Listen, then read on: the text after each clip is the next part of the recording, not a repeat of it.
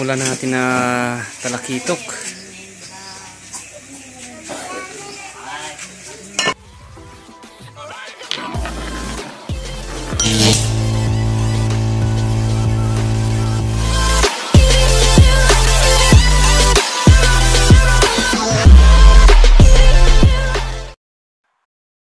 Ayan, magandang tanghali sa ating lahat mga idol. Bali, muli tayong mamana.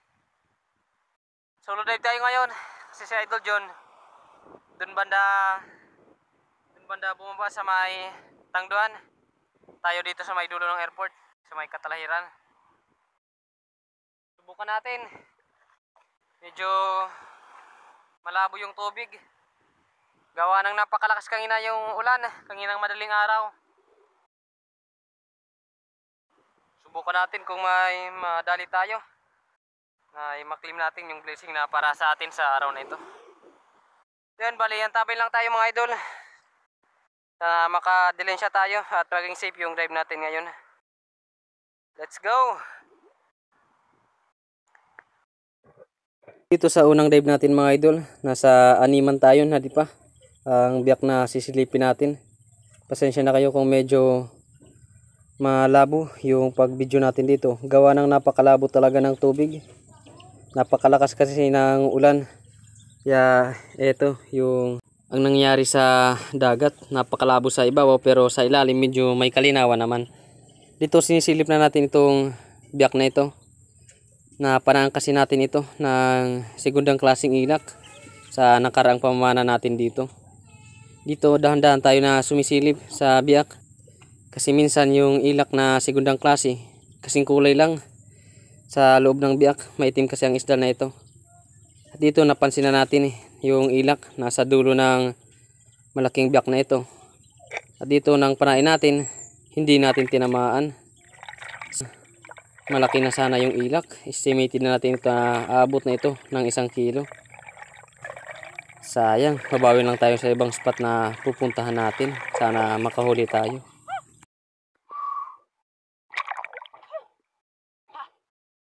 Ayaw. Hindi tinamaan yung ilak.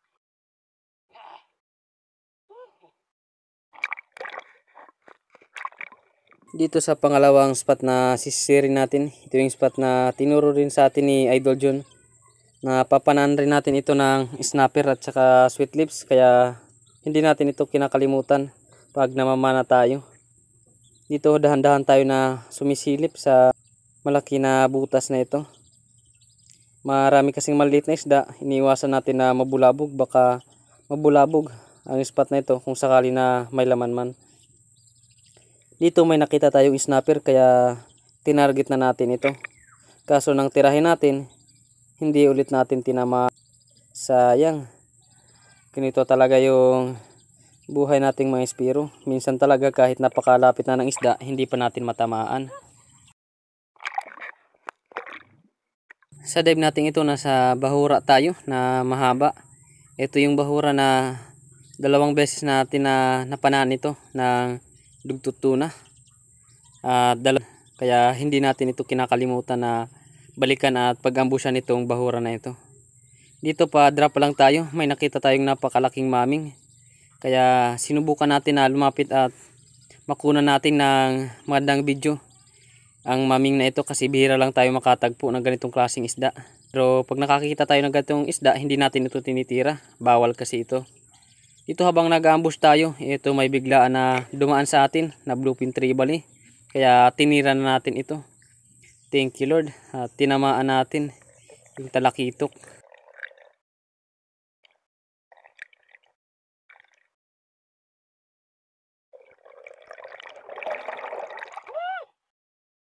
Thank you Lord. Thank you Lord. Salawat.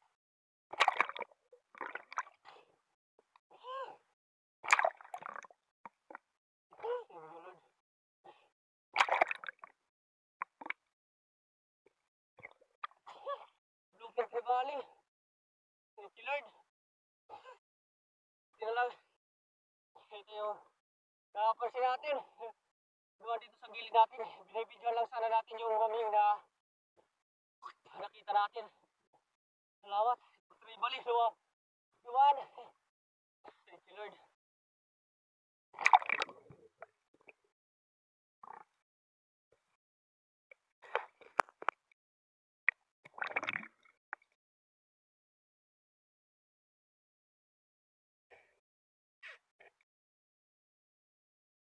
Sa dive natin ito nakakita tayo ng maraming maliit na isda o tawag natin dito bait fish.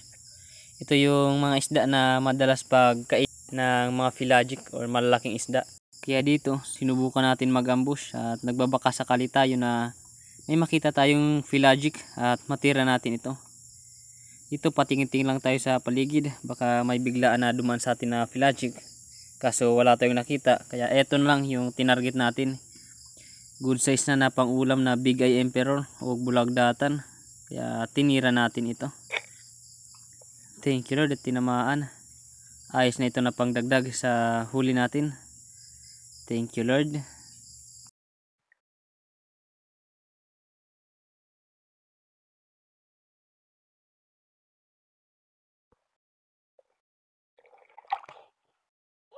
you Lord. Big Eye Emperor. Salamat.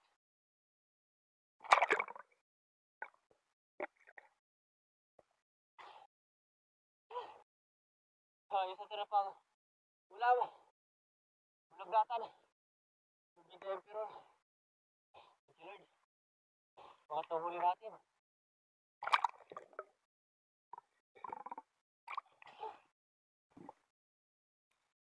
Sa dive natin ito, malapit na tayo sa Tangdoan at malapit na tayo sa akyatan.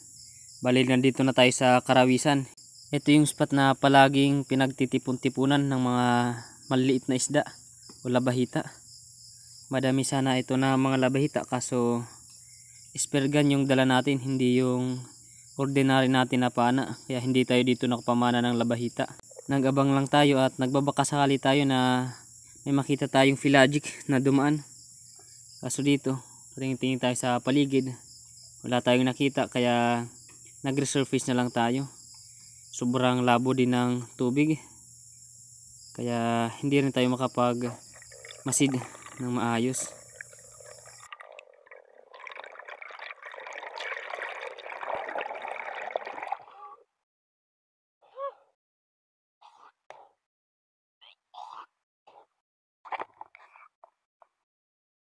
Yan mga idol, bali umahon na tayo. Tayo sa may Tangdoan. Grabe, hindi na tayo nakadagdag ng isda. Sobrang labo kasi ng tubig. Kasi yung mga spot na nahuli na natin ang malaki isda, walang mga laman. Ito lang, may huli tayo na talakitok. Bali, sabay lang tayo mga idol sa bahay para kiluhin natin kung nakailang kilo tayo at lulutuin lang natin itong nahuli natin. Palang mag-ulan ay tinula tayo sigurado sa talakitok natin. Abang-abang lang sa bahay. Ako na rin. So yun mga idol, bali andito na tayo sa bahay. Bali ito lang yung nahuli natin, 3 piraso. Ayan, talakitok. Tapos 2 Big Eye Emperor o bulagdatan. May nakita sana tayo kanina na King Mac, di lang natin napana. Kinakapos na kasi tayo sa hangin. Bali bilhin natin itong talakitok natin, bluefin tribali. Yan, mahigit 1 kilo. Ito naman yung 2 bulagdatan. Kaya pasensya na kayo sa camera natin. Yan, 1 kilo at kalahati mga idol. Bali ulamin na lang natin to. May 3 piraso. Abang-abang na lang. At lilinisan muna natin ito bago natin lutuin. Lalong lalo na ngayon na yan, maulan. Grabe, napakalakas na ulan dito sa lugar namin, dito sa Burungan. So yun mga idol, bali ito na lahat yung talakitok. Chinop-chop na natin, hindi na natin na video sa pag-chop-chop yan. Wala kasi naghawak ng cellphone natin. Bali, isa na lang yung bigay impero natin or bulagdatan. Kinain kasi ng ng pusa. Sayang. Naunahan tayo ng pusa. Sir, bali, antabi lang tayo mga idol. Lulutuin natin to. Yan, luto na mga idol yung tinula natin na talakitok.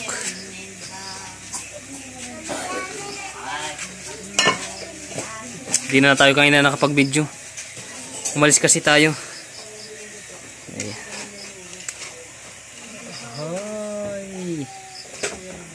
Tara, kain na.